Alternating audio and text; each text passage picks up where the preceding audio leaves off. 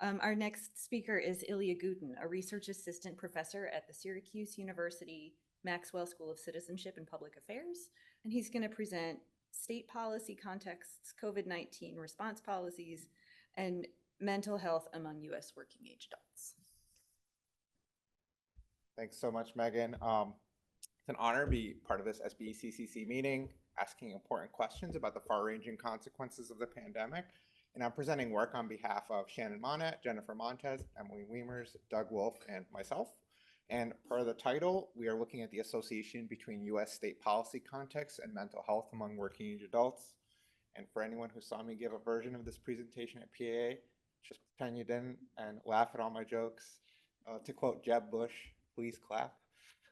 Okay, so multiple studies in recent years have documented a sizable decline in mental health. Critically, these studies show an upward trend in poor mental health predating the COVID-19 pandemic, such as this highly cited study documenting the doubling of Americans reporting extreme distress between 1993 and 2019. And there are many reasons to suspect this trend continued through and was potentially exacerbated by the pandemic, as suggested by this recent study looking across multiple large US surveys. And shout out to Emily, who I know was involved in the latter. Then again, we probably didn't need social research to tell us that the pandemic wasn't exactly a boon to most people's mental health, certainly based on the kinds of coping behaviors we observed during this time. But that's not to suggest that we don't need social research on this topic, lest I imply something that would have me smited by lightning on the hallowed grounds of ISR. So, and that's why we're all gathered here today, right? And this is especially true for understanding the contextual determinants of poor mental health in the United States. If the past decade of research on population health has taught us anything, then we know, keep losing this, national trends in one outcome or another often obscure considerable sub-national variation. We've just seen that with the other presentations, especially when it comes to US states and the critical role that they play in shaping numerous health relevant policies. Despite the importance of states as structural determinants of health, it is largely unknown whether this decline in mental health in the United States varied across the country, and in turn, how individual state policy contexts may exacerbate this national trend. And surprisingly, other than some descriptive evidence of state variation in mental health, such as depression or mental distress, we have little knowledge of the potential mental health consequences of exposures to different state policy contexts. And that's not to besmirch descriptive evidence, rather it certainly points to the importance of state policies. But as anyone familiar with this line of research knows, a lot more work is needed to try and isolate the effects of state policy contexts from the myriad other state-level factors that are at play. And this is in sharp contrast to the robust and growing body of research on the importance of state policy contexts for physical health and mortality. And a lot of that research strongly implicates mental health, especially when it comes to outcomes like self-rated health, suicide, and substance use-related mortality.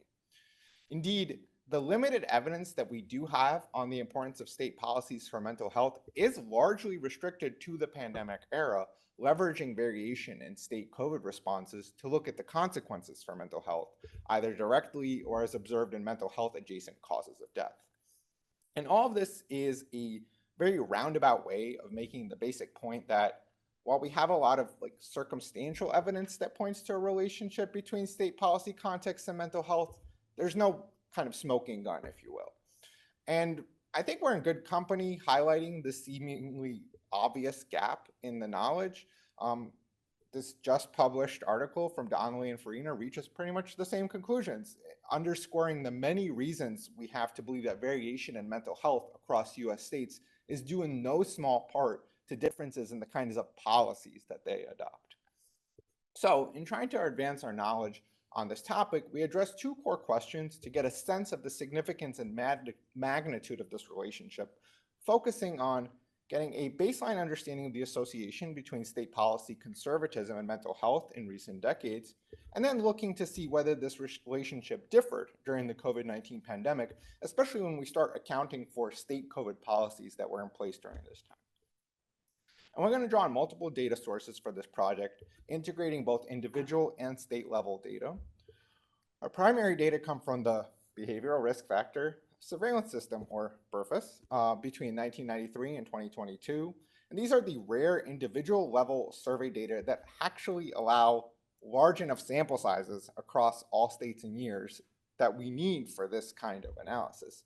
So we have data on over 5 million adults between the ages of 25 to 64 across these years. And BRFIS asked respondents to report how many days of poor mental health they had in the last month. And one operationalization that we employ, which I briefly noted earlier, is this measure of so-called extreme distress. And that captures the honestly not insignificant proportion of adults who report 30 out of 30 poor mental health days in the past month. Having these individual survey data is really useful because we could start accounting for some of these potentially important individual level covariates that are likely to matter for mental health. Our core state level measure is state policy conservatism, which is a holistic measure summarizing dozens of state policies. This powerful measure essentially places states on a spectrum from liberalism to conservatism that provides researchers with a general sense of the state policy environment, rather than being limited to any individual domain or policy, which, in this kind of broader sense, we think is particularly important for mental health. And this is really consistent with the argument that Donnelly and Farina make in that recent paper that I showed, talking about how there's multiple policies across different policy domains that are likely to matter via both their direct and indirect effects on mental health. And with this measure, we employ a 2-year lag, which is consistent with a lot of the past research employing this liberal to conservatism score. Finally, our COVID policy data come from the Oxford COVID-19 Government Response Tracker, which did the yeoman's work of collecting fine-grained state-level data on COVID policies between 2020 and 2022. And we're focusing on the monthly stringency index matched to respondents' BRFIS interview month, which is a summary of the strictness of physical distancing policies and like business closures and limitations on social gatherings. We also use economic support index, which summarizes generosity of income support and debt relief, like eviction moratoria and unemployment insurance. And all of these measures are going to be lagged by 1 month and standardized, so we have a little bit of an easier comparison that we can make. As far as methodology, our focus is on within state variation over time. So by including both a state and year fixed effect, we restrict the variation to changes in policy conservatism and their effects on individuals, not to play too fast and loose with the causal language. This approach helps isolate the effect of policy conservatism from the larger state context that gives rise to it and all the potential issues of endogeneity therein. So we're kind of trading less variation as the changes in state policy context are relatively slow over time for greater confidence in what we can actually say about the consequences of more conservative state contexts. As noted, we also include different sets of individual level covariates, though I will say they ultimately make fairly little difference in our results. We also examine different operationalizations of poor mental health, though I'm just going to focus on 2 for today.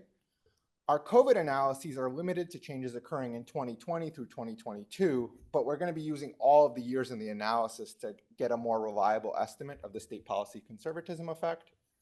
And we make sure to include a standalone dummy variable for the COVID era, or March 2020 onward. And we include the monthly state COVID case rate in our analysis as a measure of kind of the severity of the pandemic over time, which we think might matter for the kinds of policies that are being instituted.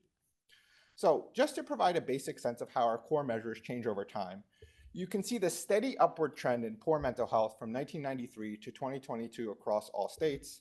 There's a little bumpiness there. Some states are a little weird. Might be a data collection thing too. But I'll provide some numbers here as it's helpful, really helpful to have a sense of the distribution and the changes over time when it comes to understanding some of the effect sizes that I'm going to be talking about later. So take yourself back to 1993. MC Hammer is in his prime. I'm a fair-haired youth trapped behind the Iron Curtain. We see an average of 3 poor mental health days a month, ranging from about 2 to 4 across states. Likewise, the average prevalence of extreme distress is 4%, ranging from 2 to 7%. However, 30 years later, MC Hammer not quite looking as good. I'm not looking quite as good either, so MC Hammer's defense. And neither is mental health in the United States. The average Poor mental health days is now up to 5, ranging from 4 to 7.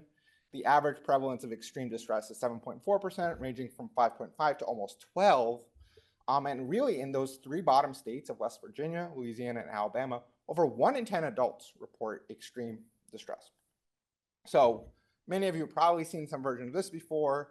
Variation in state policy conservatism has widened over the past 3 decades, further differentiating states like Mississippi, Alabama, and Georgia from Massachusetts, New York, and California. Finally, state COVID policies follow a more or less expected pattern. Sharp increase at the start of the pandemic, and then a steady tapering off. So for our main results, I'm going to start by looking at increasing state policy conservatism and the change in the number of poor mental health days. Overall, a 1-unit change in conservatism, which is effectively a 1 standard deviation on this score that has been constructed, corresponds with a 1/4 of a day increase in poor mental health.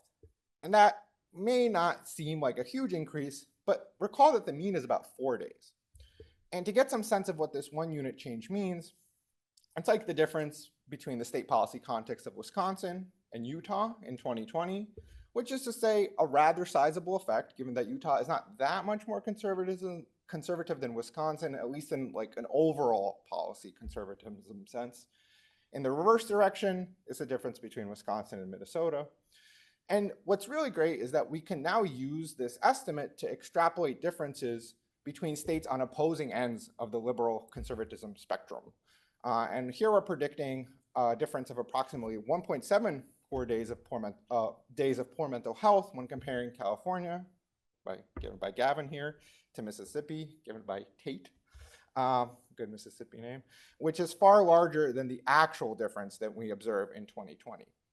Of course, this reaffirms that there are many more determinants of mental health than just the state policy context in positive and negative directions, but it probably helps to be in a less conservative state. And this result is very robust to the inclusion of numerous other individual covariates, as well as measures of the state level economic context, such as median household income, poverty, unemployment, and labor force participation. And we find the same results when looking at extreme distress instead of the number of days of poor mental health, when approximately 0.4% increase in the probability of very poor mental health. Again, like that's not a very impressive change in an absolute sense, but the mean probability of extreme distress over this time period is about 5.5%, so it's not nothing. And in our models, this might be helpful, it's comparable to the increase in poor mental health associated with about a 4% increase in the state unemployment rate. So having established this baseline association, we then look at whether it differed during the pandemic, especially when accounting for the more proximate effects of state differences in COVID policies. And we do this by fitting a model including overall policy context and COVID policies, as well as allowing for an interaction between overall policy context and the onset of the pandemic. And despite all my bloviating, if you will, the results show no change in the relationship between overall policy conservatism and poor mental health during COVID, despite there continuing to be a pretty strong upward trend in poor mental health during this period. And perhaps that might actually be explaining a lot of what's going on, is that mental health has been declining so much in the United States over time that COVID wasn't that much of an additional effect, at least with respect to the effects of the policy conservatism. And moreover, though we can't really make like a one-to-one comparison here, it does appear that the magnitude of the association is larger than that of the COVID policies. As might be expected, greater stringency was associated with worse mental health. However, we see no improvement in mental health with more generous economic support. So to briefly summarize what this all means, for one, as state policy contexts become more conservative across a broad range of policy domains, we observe worse mental health among residents. And this is true whether we look at the number of poor mental health days or a measure like extreme distress, representing a fairly dire state where individuals have poor mental health every day. Substantively, this finding reaffirms the focus on state policy context as a fundamental determinant of population health, especially when it comes to the many mechanisms by which these policy contexts operate and how this is reflected across an equally broad range of health outcomes. And when it comes to overall policy conservatism, it's more than likely that some policies have a more direct effect on mental health than others, but in their totality, the consequences for individuals' mental health are not good. Indeed, we think this provides solid evidence of mental health as a core mechanism underlying the strong associations between state policy conservatism and many other health outcomes, as I was discussing earlier. And when it comes to COVID, we do not find any evidence that state policy conservatism was any more or less harmful for mental health. And we actually think the persistence of this effect is quite impressive, at least when one considers how rapidly state policy contexts were changing during this time with respect to different COVID responses. And you might imagine that overall state policy context might have maybe taken a little bit of a back seat during COVID, but that was not the case. That's not to say that COVID policies were unimportant. The positive association between greater stringency and worse mental health reaffirms the fact that physical distancing, while necessary and understandable, was not great for mental health. Moreover, any increase in economic support during this time, some of which was kind of intended to counteract these stay-at-home policies, was not sufficient to offset the negative consequences. And finally, I just do want to acknowledge, as the other presenters did, that our work here is not done. A key next step is to get a better sense of who might be driving these associations, or at least how they are shaped by individual sociodemographic attributes. And I say many years ago, as a young graduate student, I saw Jennifer Montez give a presentation describing individuals' characteristics, especially education, as a kind of like self-defense against the particularly pernicious consequences of numerous adverse state policies. And we have many reasons to suspect this is just as true as for mental health as other health outcomes. And indeed, the association between state policy context and poor mental health is not the same for those with and without a college degree. While we see a fifth of a day increase in poor mental health among those with a college degree, the comparable estimate for those without a degree is about a third of a day. Likewise, the marginal effect for extreme distress is about a 0.15 increase compared to a 0.5 increase. And those are relative to baselines of 7% and 3% respectively for the two groups, or rather 3 and 7%. I think what's perhaps most intriguing about this finding is that in contrast to a lot of the past work on physical health and mortality, we find that more conservative state contexts are still detrimental to the mental health of college-educated adults, albeit to a much lesser degree. So no one is entirely immune, if you will. And on that cheerful note, I thank you for your attention and look forward to the feedback. Thanks so much.